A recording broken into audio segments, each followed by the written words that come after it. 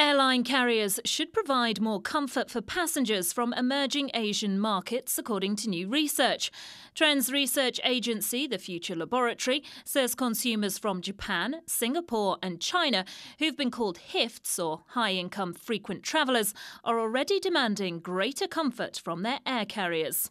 Comfort is seen as the single most important factor to these passengers, even more so than in-flight entertainment and technology. This is because they see comfort, and especially seat comfort, as key to helping them achieve high standards of business productivity.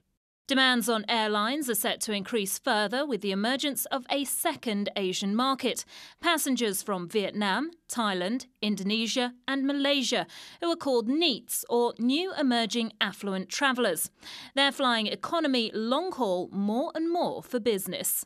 So really what came out of the report certainly is how the passenger, more so than any other passenger globally, really hones in on this thing called the seat and how they fit into it comfortably, and that really dominated the thinking about the notion of flying in kind of Asian airlines. Productivity was strangely about sleeping. You know, why? Actually, they were thinking about what they needed to do at the point of arrival. So really, their sense of being productive was to be able to relax first and foremost, sleep, and then work. Passenger comfort is directly related to the degree and the nature of passengers' sleep.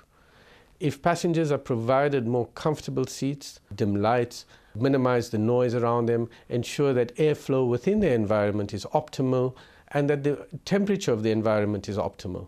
People who have been completely sleep deprived for a night, that have poor concentration, their mood would be irritable, and that have difficulty concentrating on day-to-day tasks.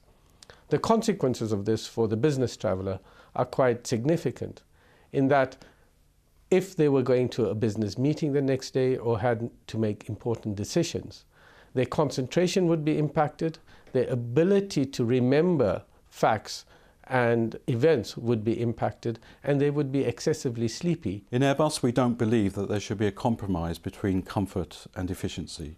So for airlines operating in the Asian market, it's important that they consider the basic needs of their passengers.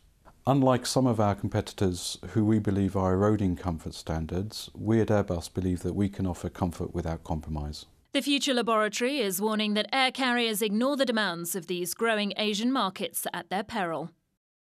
Airlines need to catch up with this increased demand for comfort on behalf of kind of Asian travellers, because if they don't, in the future they're going to be missing out on one of the fastest growing airline passenger groups in the history of aviation.